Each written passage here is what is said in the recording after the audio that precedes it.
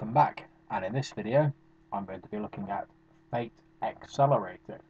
Now, you may have seen my video that I did earlier on the Fate RPG. However, that was one of my first videos, and so it was a little bit shaky, and I quite fancied getting around to doing a more detailed and, I suppose, psycho review of Fate, starting with Fate Accelerated, which currently is one of my favourite systems.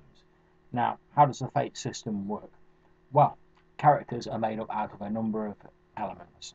The first one is aspects, which are simple story tags. So you could have, as an aspect, the best sword fighter in the world. Now, the most appropriate aspects are ones which have a positive and a negative side to them. Two of them are labelled specifically: your high concept, which is what your character is all about, a summarization of them in a few words, and your trouble. Now, this is a major and continual source of complication in your character's life. And you also have a few others which should have both the positive and the negative side. And the main advantage of aspects is when you spend a fate point during the game, if you can invoke one of your aspects appropriately. So, given the example of the best sword fighter in the world, obviously if I'm in a sword fight, I can spend a fate point to invoke that aspect, and that will give me either a bonus to my roll, or it will allow me to re-roll those dice. And I can choose to do that after I've actually looked at the roll and seen what it's like. Now, instead of having skills like a lot of game does, or statistics, this game has approaches, and these are careful, clever, flashy, forceful, quick, and sneaky, and they define the way your character does stuff rather than the knowledge that they possess. This has led some people to saying that Fate Accelerated may be better for occasions when all the PCs are of a roughly similar build or a similar skill set.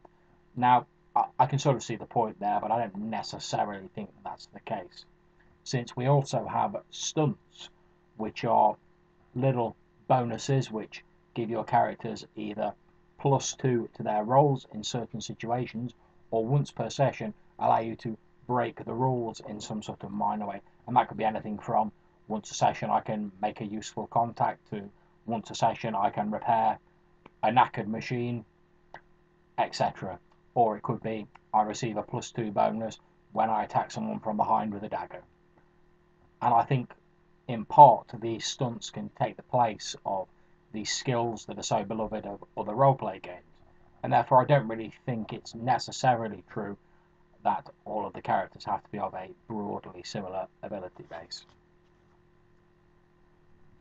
Now, when it comes to actually making a test within the game, you pick up 4 fate dice. Now, fate dice are effectively d6s. One side has a minus, one side has a plus, and one side is blank.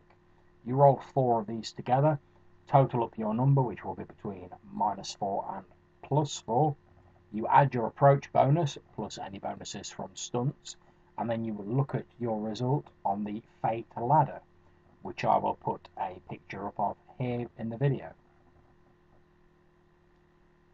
If your result on the fate ladder beats the level of success required, if it's a static test, or beats your opponent's roll, if it's a more dynamic or combat-based test, then you've succeeded.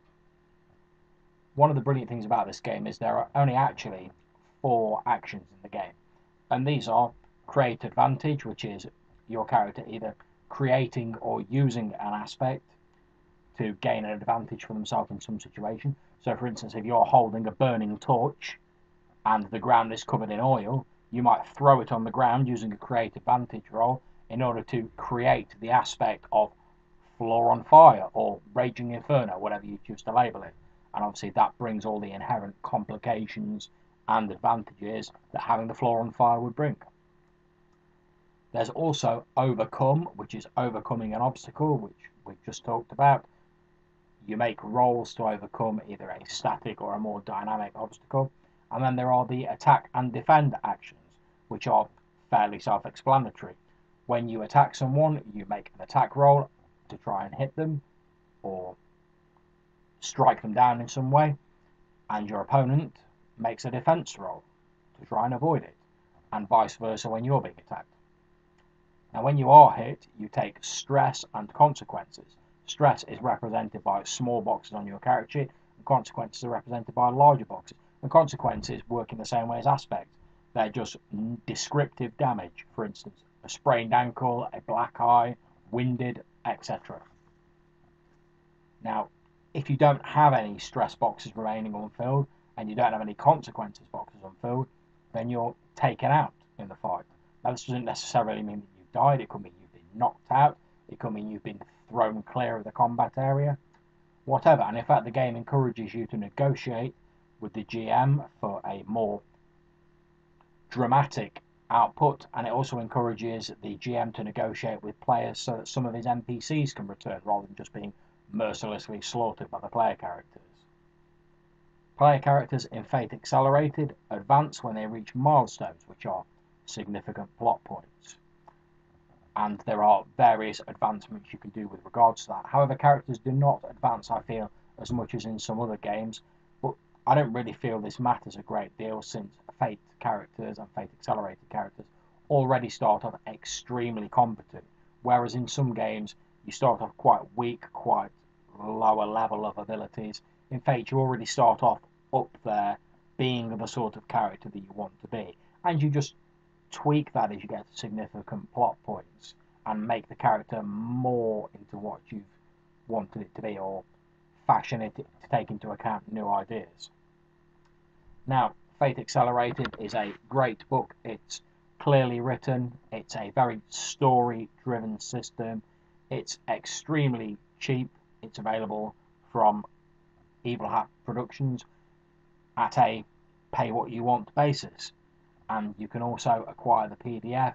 And in fact, they even put a little notice in the front telling the people at the photocopy shop that for those working at a copy shop and not at all sure if this means the person standing at the counter can make copies of this thing, they can.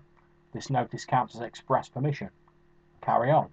And I like the fact they're allowing people to do that. So once you've bought the PDF, you can effectively produce copies of this. However, I would certainly recommend at least throwing Evil Hat Productions some money, and I know I have done.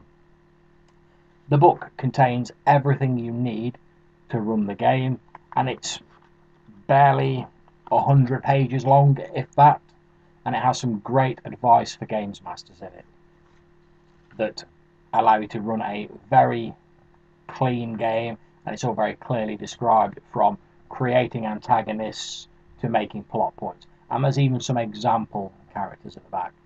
In short, if you want a story-driven game that's very cheap and doesn't concentrate on the details and the minutiae of roleplay too much, but it just allows you to pick up the game and get straight into the action, and therefore is great for beginners, I certainly recommend that you give Fate Accelerated a try.